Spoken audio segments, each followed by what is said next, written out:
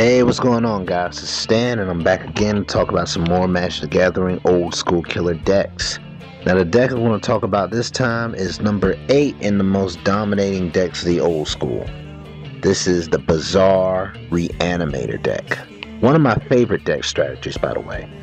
This was a Type 1/Type 1.5 Classic Restricted kind of deck. This started around the same time as I met up with the Pros Bloom. This was like around early 1997, and in some way, shape, or form, Reanimator decks are still around today. Now, for all you guys that don't know what a Reanimator deck is, a Reanimator deck is basically a deck that relies on you getting expensive creatures into your graveyard and then you reanimating them and getting them out on the field a lot cheaper than it would be for you to just hard cast them. Now, what made the Bazaar Reanimator deck really good is that it used the Bazaar Baghdad. Now, at first glance, when you see the Bazaar Baghdad, you don't really want this land because you lose card economy.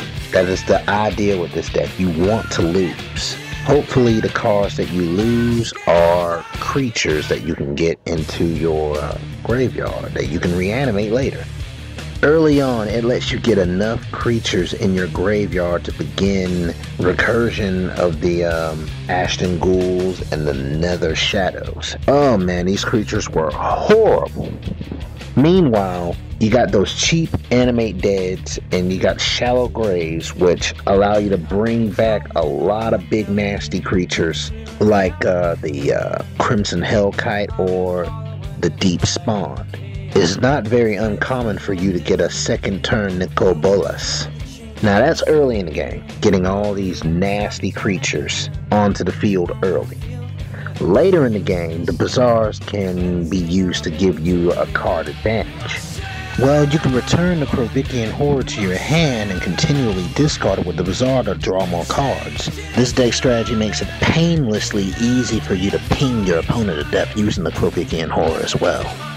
Now, this deck was designed early in 1997, and the Reanimator decks is still one of the best fundamental deck strategies that you could ever play with. The raw speed helps the deck pretty much stomp out any challenge that comes towards you.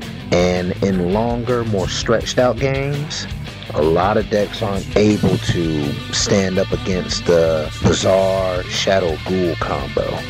The success of this deck was one of the springboards for the Buried Alive strategy, which a lot of players took advantage of once the Weatherlight expansion was released. Now, once I get the recipe for the Buried Alive strategy, I'll tell you guys about it. Alright, I mentioned this before. I said the Bazaar Shadow Ghoul combo was not something that a lot of decks could deal with, especially back in the day. Let me go ahead and elaborate on that a little bit. The Nether Shadow and the Ashton Ghoul, their special ability only works when they're in the graveyard and they have 3 or more creatures on top of it. That's where the Bazaar comes into play. Use the Bazaar to go ahead and stack creatures on top of it, and then you can go ahead and use that ability to get them back in play as quickly as possible. And since they all have haste, they can get straight to work as soon as they hit the table. The Ashton Ghoul would probably be your best bet due to the fact that he's a 3/1.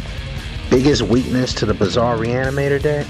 It will probably be the biggest weakness to all Reanimator decks. Exile or remove from play kind of cards. Yeah, these could be problems. Or if someone's using a land kill strategy and they destroy your Baghdad. However, you got 4, so that shouldn't be a problem. Or if someone's playing the same strategy as you, but yet they have bigger and nastier creatures. Or an anti-black deck. That could fuck you up too. But despite all the weaknesses, the Reanimator deck strategy is still a very solid foundation for deck design. Even if you're faced with any of those weaknesses that I just mentioned, as long as you're able to get out of the gate first, 9 times out of 10, you're probably going to come out on top. This was the Bazaar Reanimator deck, and it's number 8 in the most dominating decks of the old school. Go ahead and give it a test run and then tell me what your results were. As usual, I'd like to give a shout out to all my fans, all the magazines that helped me come up with the source material, and you for watching. Feel free to vote and leave a comment. You know, I love to hear from you guys.